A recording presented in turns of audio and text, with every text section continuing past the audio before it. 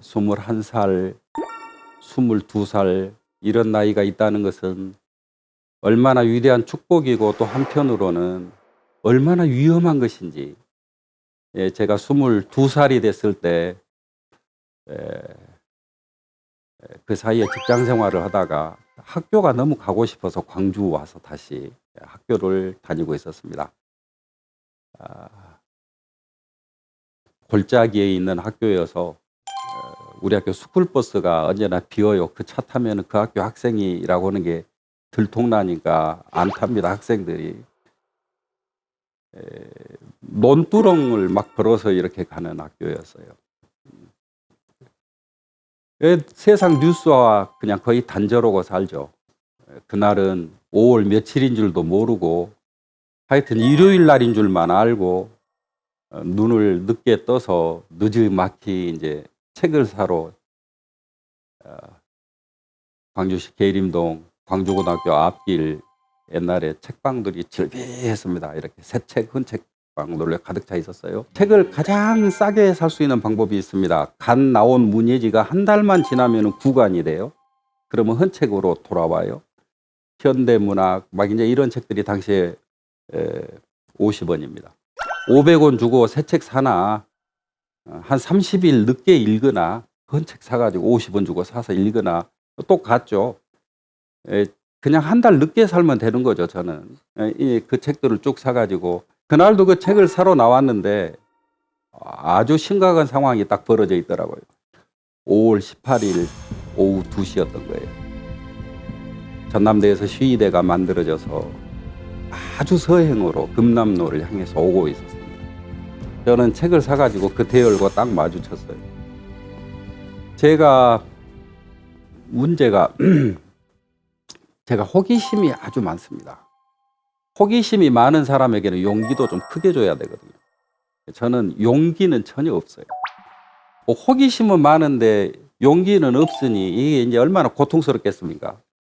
저는 꼭 싸우면은 안전거리를 딱 유지해가지고 계속 끝날 때까지 따라다니면서 봅니다. 먼 거리에서 계속 지켜보고 있어요.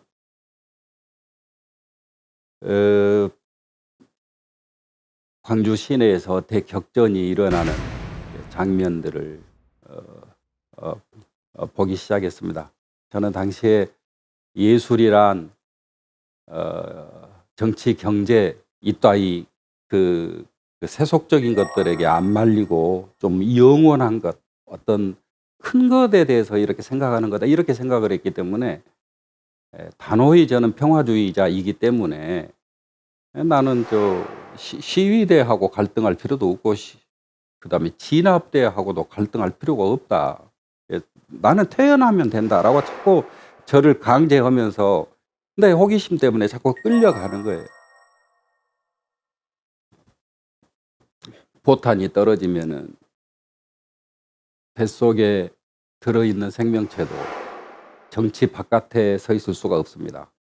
나는 무관하다라고 본인은 생각할 수 있지만 세상은 절대로 무관하지가 않죠. 누구나 다 정치 안에 서 있는 겁니다. 그게 그 순간에 이제 깨지기 시작하는 거예요. 제가 5월 18일 날 오후 2시에 그 휩쓸려서 제 자취방에 돌아왔을 때가 5월 31일이었습니다. 금남로로 뭐 이제 저 배고픈 다리로 제 데뷔작이 배고픈 다리 외에 7편 이렇게 해가 제 이제 데뷔작입니다. 문학에서 아마 가장 큰 도전이었을 거예요. 당시에 그 광주 젊은이들 눈에 띄면은 글 쓰다가 눈에 띄면 혼나고 그랬어요.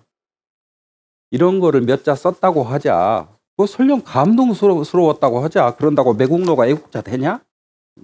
눈앞에서 1000명이 죽었는데 이 글쓰기처럼 도대체 문학이라고 하는 게 뭔지 이걸 할 필요가 있는 것인지 이제 이런 문제가 이제 제기가 돼서 이거 참 남의 불행을 마치 팔아서 출세하는 것 같은 이제 그런 얘기를 쓴다는 것이 이제 이런 느낌을 주는 거예요. 굉장히 어려운 시간들을 겪었습니다. 나는 문학을 없애고 싶은데 내 몸에서 그 없애기가 참 어려워요. 저 조세희 난장이와 쏠린 작은 공에서 읽었던 것 같은데 그게 베토벤을 들으면서 눈물을 흘리는 사람이 이웃의 불행을 보면서 아무것도 느끼지 못한다면은 그건 어떤 그 장애인지. 그러니까 삶의 세계라고 하는 것이 너무나 엄중하게 오는 거예요. 예, 이제 이게 저는 문학의 아주 큰 도전이었습니다. 오랫동안 문학을 할 수 없었고 글을 쓰는 거를 불명예로 생각했고 이제 그렇게 생각을 했었어요. 거기에 제 생각을 바꿔준 것이 제가 제일 좋아하는 작가입니다. 중국의 루신 아시죠? 악규정전 쓰신 분. 그분이 원래 헐벗고 굶주리는 자기 이제 중국의 인민들을 보면서 내가 훌륭한 의사가 돼서 저들을 구제하겠다 이렇게 그분이 생각을 하게 돼요. 그래서 의학 공부를 하러 일본으로 유학을 떠납니다. 동경의 어느 뒷골목에서 어떤 장면을 보냐면은 등치가 큰 중국인이 키가 작은 일본인한테 죽도록 맞습니다. 한 번만 살려주십시오. 한 번만 살려주십시오. 저쪽에서는 절대로 용서 안 하고 때립니다. 그 풍경을 먼 거리에서 딱 봤어요. 그 사람이. 그걸 보면서 충격을 받아요. 인간의 문제는 신체의 문제가 아니고. 그래서 이제 의학에서 문학으로 전환을 합니다. 이거는 훌륭한 의사가 고칠 수 있는 것이 아니구나. 세상이라고 하는 것은. 하여튼 그분 얘기를 듣는 순간에 문학에 대해서 많은 생각들이 다시 이렇게 정돈이 되는 것 같더라고요.